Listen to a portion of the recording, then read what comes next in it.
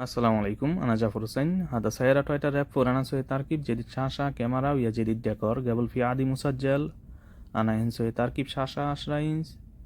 بعد سوي تركيب ASD موف كاميرا. هذا سبيشال كاميرا، يعني سيارة روارا يمين يسار، كاميرا موفينج تيجي يمين يسار.